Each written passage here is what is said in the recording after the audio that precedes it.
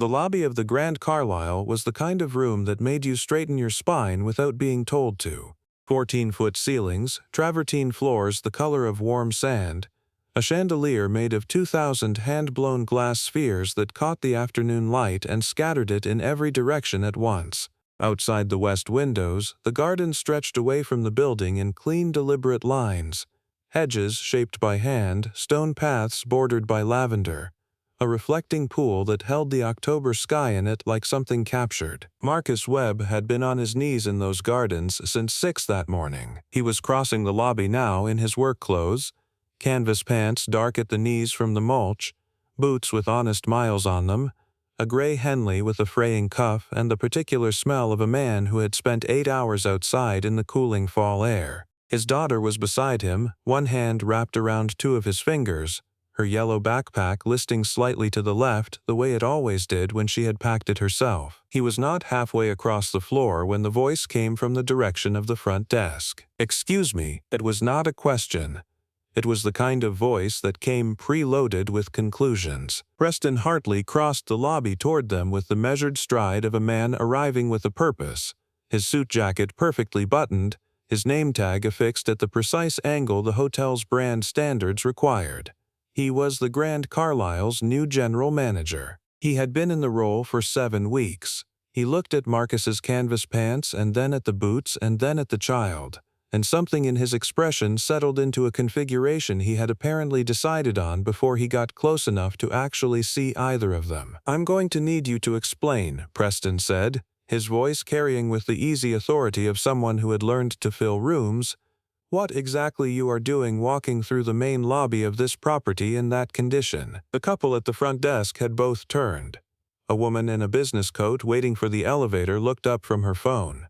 A young man behind the concierge desk found something important to do with a pen. Lily pressed slightly into her father's side. She was 8 years old, and she did not miss things. Marcus looked at Preston Hartley with the steady, unhurried attention of a man who had been looked at that way before, and had long since decided what to do with it. His voice, when it came, was even. Not defensive, not hot, even the way a level is even, because whatever is holding it underneath is completely stable. "I work here," Marcus said. Preston's expression did not move. "The service entrance," he said, "is on the east side of the building. Staff does not transit the main lobby in work attire. That is hotel policy." Above them, the chandelier that Marcus had watched 11 men spend 4 days installing caught the October light and scattered it across the travertine the way it always did this time of year. The lobby was exactly as it was meant to be. Before the afternoon was over, Preston Hartley would understand something about the man in front of him that would restructure every assumption he had made in 7 weeks. If you have ever been in a room where someone decided who you were before they finished looking at you, this one is for you. Stay with us. Marcus Webb had a system for the work week, and it had not changed in 4 years.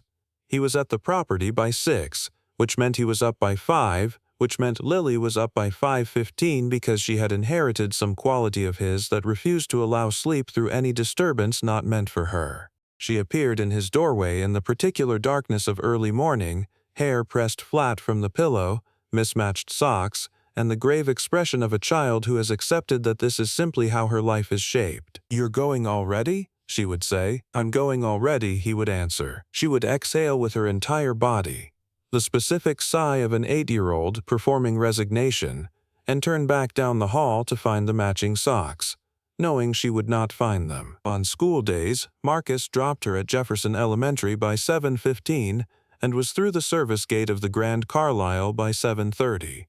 On Tuesdays, which were half-days at Jefferson, she came back to the property with him after noon pickup, settled herself in the groundskeeping break room with a sandwich and her spelling workbook, and spent the afternoon talking to Eleanor from housekeeping, who kept a jar of butterscotch hard candies on the 3rd shelf of her locker and had produced exactly one for Lily every Tuesday for 3 years running. Lily considered this arrangement one of the better things about her week, and she was not wrong. She navigated the back corridors of the Grand Carlisle with the quiet expertise of a child who had spent real time in a place built on systems. She knew which doors were hers and which were not. She knew the service elevator from the guest elevator by sound alone. She knew that the break room on the east side of the basement was the warm one and the break room near the loading dock was not. And she knew this because she had tested both with the methodical patience of someone who took useful information seriously. She got that from him. Marcus ran the grounds and exterior maintenance of the Grand Carlisle. 4.5 acres of manicured gardens, 3 courtyard spaces, 2 fountain systems, and a reflecting pool that required weekly chemical balance, and a seasonal cover he had designed himself in collaboration with a contractor who had initially argued with every aspect of the plan and later admitted Marcus had been right about all of it. He managed a crew of 2, Felix, who had been with him for 2 years and had an instinctive mechanical intelligence that made him worth twice what he asked for, and Constance, who was in her mid-50s and moved through a planting bed with the unhurried precision of someone who understood that a living thing could not be rushed and that the people who tried were always sorry in spring. He had not always been a groundskeeper, but that was his to know and nobody else's, unless he decided otherwise. He had not decided otherwise in a long time, and the decision still felt correct. He was 44 years old, broad through the shoulders, with hands that showed their history in the way hands did when they had been used without apology for decades. His face had been weathered in the specific way of men who spent their working hours outside, not aged exactly. The word for it was seasoned.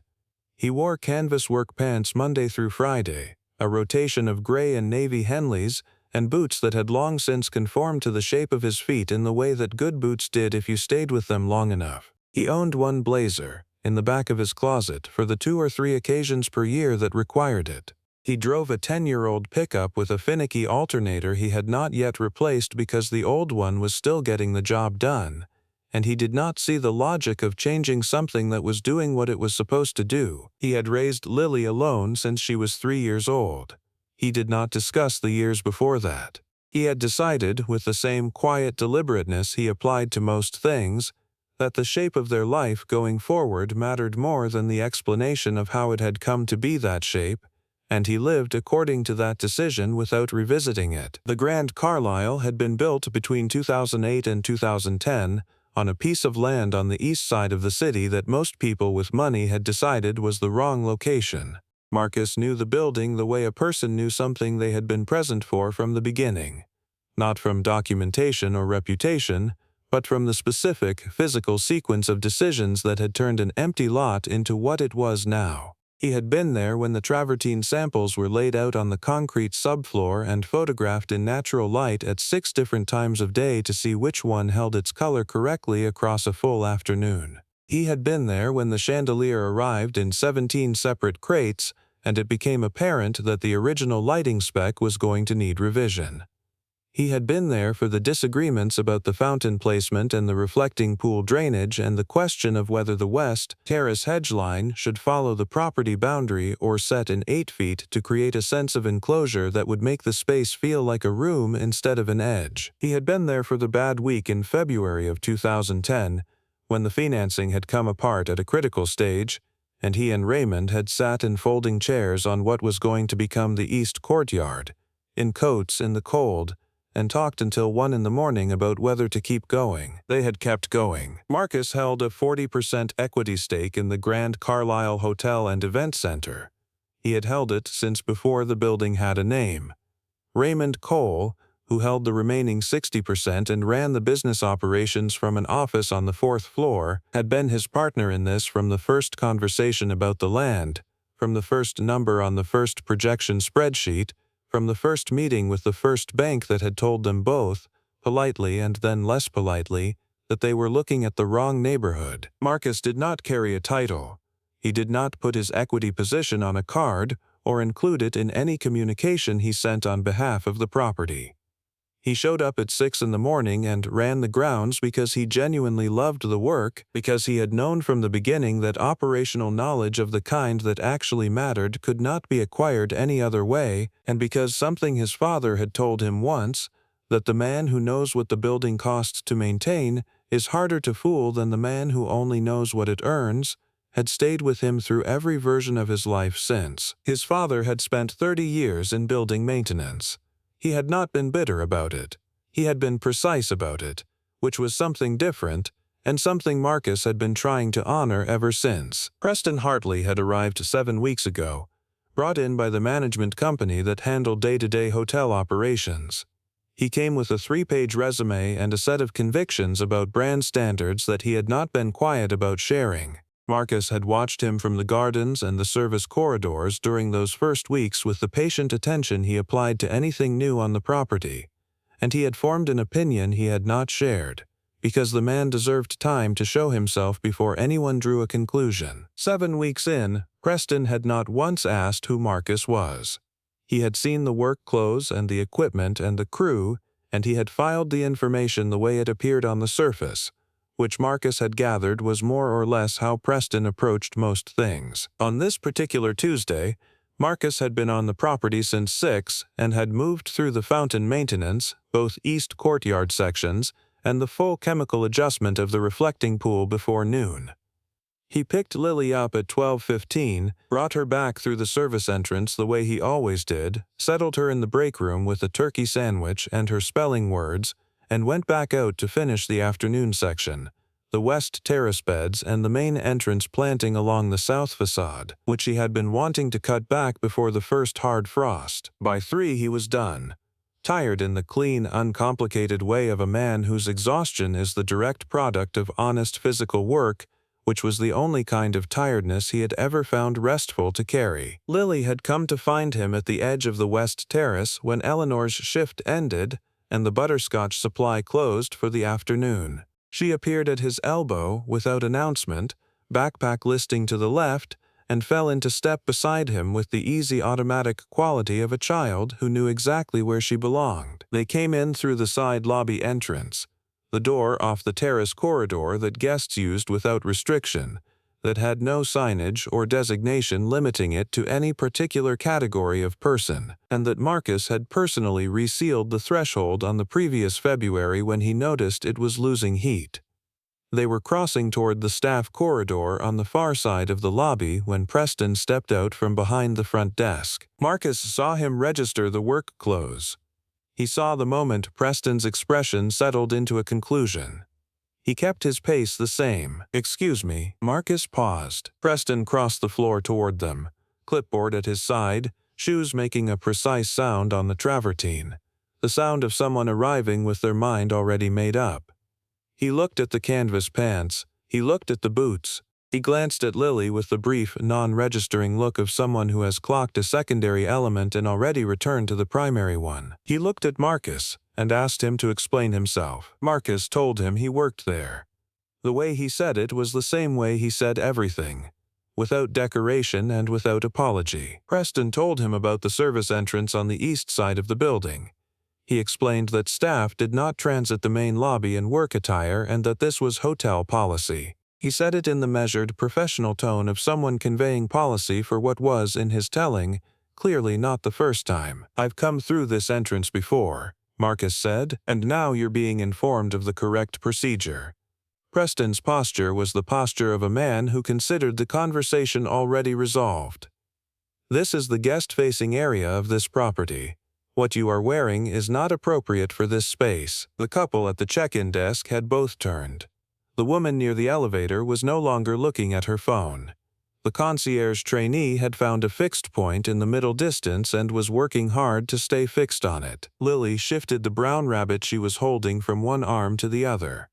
She had carried it every day since she was 4. One ear was worn flat from being held in the same spot for that long, and she clutched it against her chest now with both arms, looking at Preston Hartley with the open, unguarded attention of a child who has not yet learned that sometimes you are supposed to pretend you are not watching. "If the policy has changed," Marcus said, "I'd like to see it written down." Something moved through Preston's expression, brief, controlled, the flicker of a man who had not expected that response and was deciding what to do with it.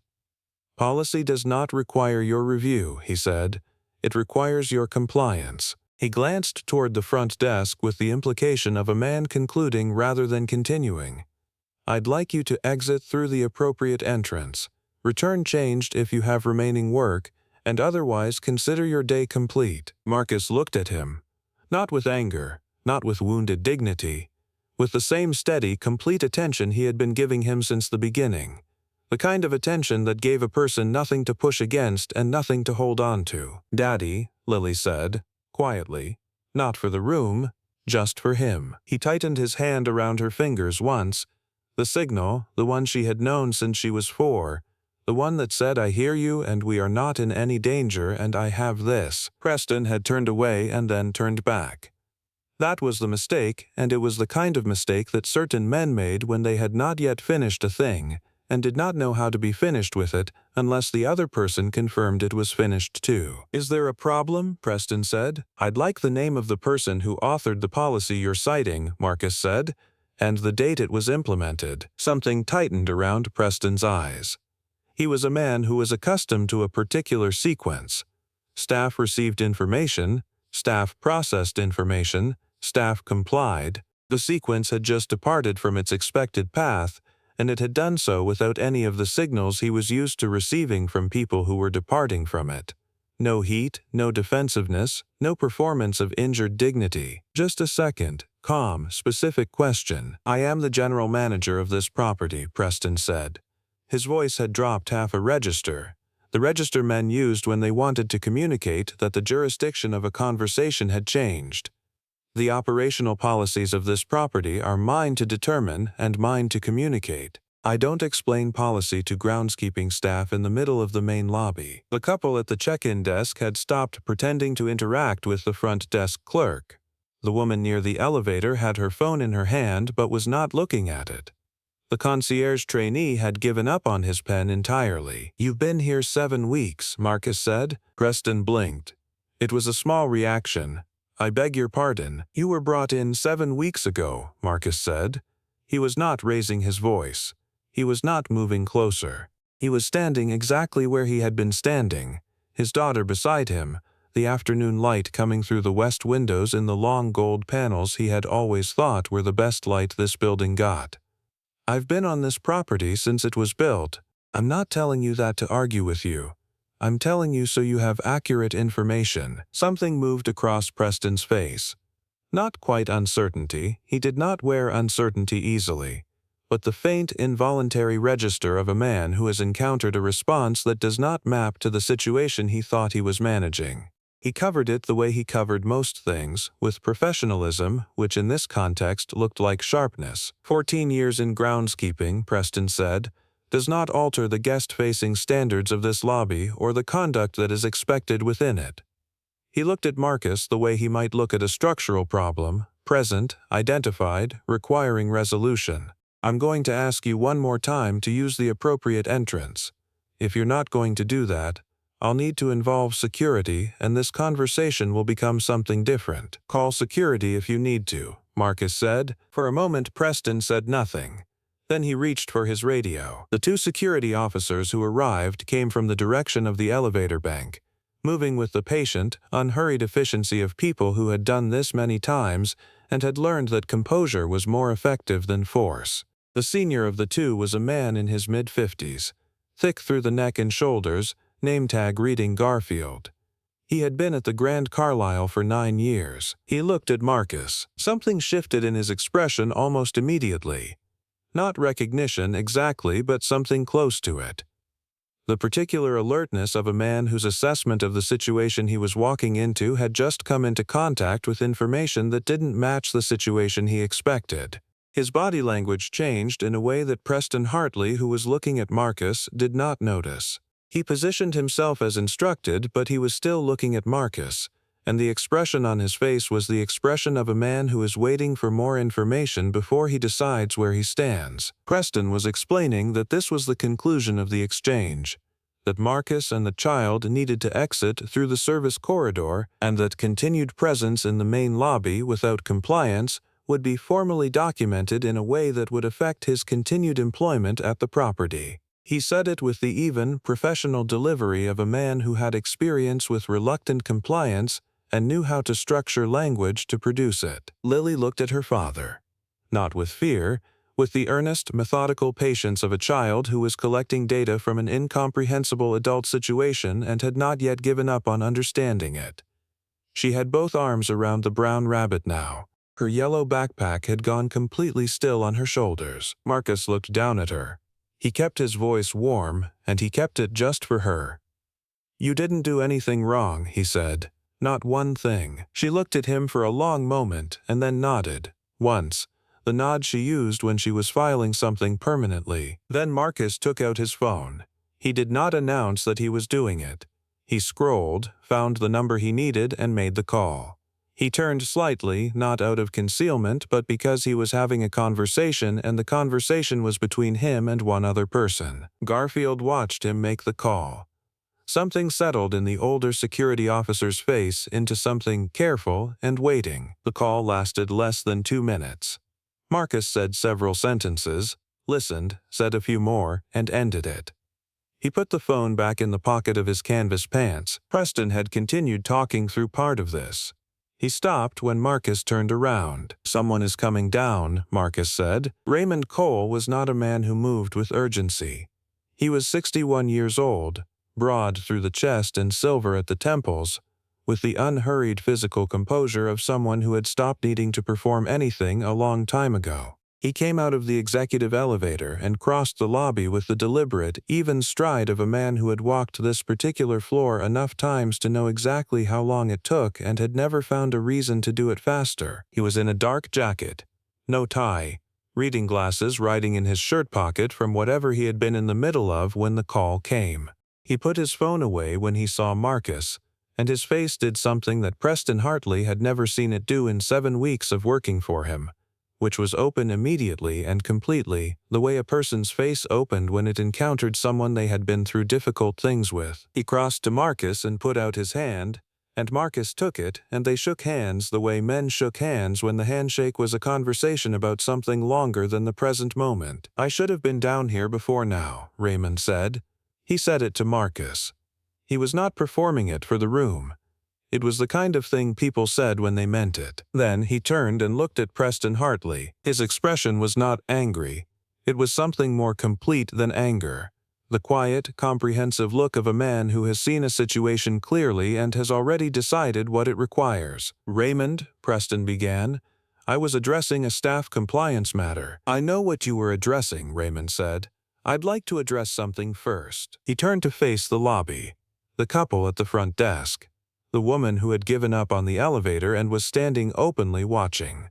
The concierge trainee. The guests at the lounge tables who had been tracking the situation for the past 12 minutes with the focused attention of people who understood they were witnessing something and had not yet been able to name what. Raymond spoke without ceremony, the way he spoke when he needed something understood rather than performed. "This is Marcus Webb."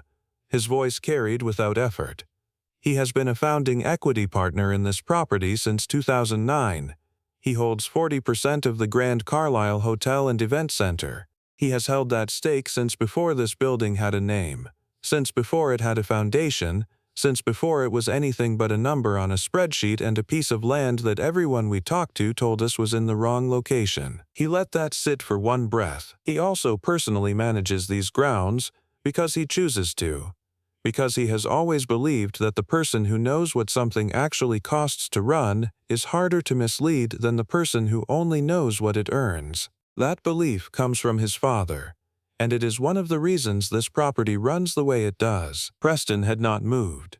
His clipboard was at his side. His face had passed through several things in rapid succession and had landed on the expression of a man whose complete understanding of the last 7 weeks had just been disassembled and who had not yet found the first piece of the new version of it. The couple near the front desk exchanged a look that needed no words. Garfield, the senior security officer, exhaled through his nose in the long, slow way of a man who had just confirmed something he had already half suspected. He took a half step back, the involuntary, automatic movement of someone extracting themselves from the geometry of a mistake they had not made. Raymond looked at Marcus. "I'm sorry," he said, with the directness of a man who meant it. "For all of it." Marcus nodded. Not small, not dismissive. The kind of nod that said, "I know you mean it, and there's nothing here that damages what we are, but we'll talk about it properly later." Not here. Then Marcus looked at Preston Hartley. He did not cross the lobby toward him. He did not raise his voice or move his expression. He stood exactly where he had been standing for the last 15 minutes, his daughter beside him and the October light falling through the west windows across the travertine in those long gold panels, and he looked at Preston with the same steady, unreadable attention he had offered him from the beginning. Not triumph in it, not satisfaction, just attention.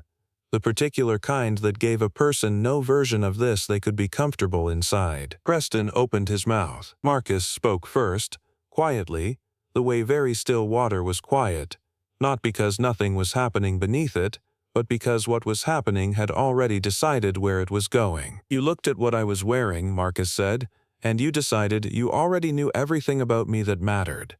And then you said it out loud, in front of guests, in front of your staff, and in front of my daughter." He did not look at Lily. He did not need to. That's not a policy issue. That's a character issue. And character issues don't get corrected by retraining. He looked at Raymond, who gave a single short nod. Preston Hartley was escorted from the lobby by Raymond and the head of HR 40 minutes later, with a quiet efficiency that left very little room for extended conversation. He left the way people left when they understood the outcome was not going to change regardless of what they said next, with the careful, inward dignity of a man salvaging the only piece of himself he still had full control over. He straightened his jacket once before he went through the door. It was the small, automatic gesture of a person trying to preserve the last intact surface of something. Marcus did not stay for any of what came after. He had a life that did not pause for conclusions. He walked with Lily through the side terrace door and into the October afternoon. The west terrace spread out to his left. The beds turned and mulched, the seam lines clean, the perennial sections cut back at exactly the right depth, the way he had cut them every October for 14 years because he knew what came back stronger in April when you did it right in October. "Daddy," Lily said, when they were clear of the terrace door and the sound of the lobby was behind them. "Yeah, do you own that?" He looked down at her.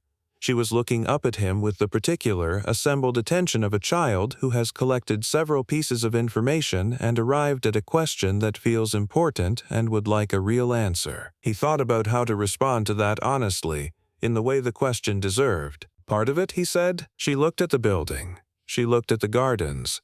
She looked at the reflecting pool where the afternoon light was doing what it always did at this hour in October, lying flat across the surface in a way that made the water look like a sheet of hammered silver. "Which part?" she asked. Marcus looked across 4.5 acres that he had touched with his own hands in some capacity over 14 years. The fountain systems, the courtyard spaces, the hedges shaped through 5 winters, the reflecting pool with its seasonal cover that had taken him and a contractor 3 days to get right. "All the outside stuff," he said. Lily was quiet for a moment, processing this with the serious, methodical thoroughness she brought to most things worth understanding. Then she looked at him. "So when you fix the garden," she said, "you're fixing your own garden." Something moved across his face, something quieter than a smile, and warmer than almost anything else. "Kind of," he said, "yeah." She considered this for one more moment. Then she nodded. The final, decisive nod she used when she had filed something away for keeps. She tucked the rabbit under her left arm, freeing her right hand to find his again, and they walked toward the parking lot with the particular quality of unhurried that came from being exactly where they had every right to be. 3 months later, on a cold morning in January, a maintenance crew arrived at the Grand Carlisle to work on the reflecting pool cover, the annual winter check on the eastern edge connection that Marcus had redesigned 3 years earlier. The crew was new to the property, sent by a vendor he had worked with before, and they came through the service entrance and signed the dock log the way everyone did. The crew leader was in his early 30s, worn jacket, capable hands, the kind of person who asked the right questions and listened to the answers. He had never been to the Grand Carlisle before. When Marcus came out to walk them through the installation specifications, the man shook his hand and got out his notebook. Marcus showed him the anchor points, the drainage configuration, the specific modification to the eastern connection that the original installation notes didn't reflect. He showed him with the patience and specificity of someone who knew every detail of what they were describing from their own direct physical history with it. At the end of the walkthrough, the crew leader said, "You know this property well." "I've been here a while," Marcus said. The man nodded and got his crew started. Marcus went back to the planting beds along the south facade, where the perennials he had cut back in October were beginning to show the first faint evidence of what was coming in spring. The work was the same as it always was, cold and specific and requiring attention. The kind of work that did not care what else was true about the person doing it, that simply required showing up and doing it correctly. Marcus showed up. He did it correctly. He was home by 5:15, picked Lily up from Jefferson, made dinner, and was at the kitchen table reviewing the spring planting schedule by 8. It was a Wednesday, which meant Lily had done her reading already and was in the kitchen doorway in her mismatched socks looking at him with the expression she used when she wanted to say something and was deciding how. "What?" he said. She came and sat down across from him. She set the rabbit on the table between them. She looked at it for a moment and then looked at him. "That man at the hotel," she said, "did he know when he started being like that to you that it wasn't going to end well for him?" Marcus set down his pencil. He thought about the question the way it deserved to be thought about, because Lily's questions usually deserved more than they appeared to on the surface. "Probably not," he said. "Why not?" He was quiet for a moment. "Because when people decide they already know something, they stop looking for information that might change it." Lily picked up the rabbit. She turned this over with the deliberate patience of a child filing something properly. Then she nodded once and stood up from the table. "Okay," she said, in the tone that meant the thing had been filed permanently. She went back down the hall to her room. Marcus watched her go. He sat at the table for a moment longer, listening to the particular quiet of the apartment when everything was as it was supposed to be. He picked his pencil back up and returned to the spring planting schedule. The perennials along the south facade were going to come in strong this year. He had cut them right. What a person wears into a room does not tell you who they are. It tells you what they were doing before they walked in.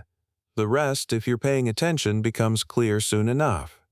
But first you have to be paying attention, and first you have to have decided that it matters. If this story stayed with you, subscribe and stick around. More stories like this one are coming.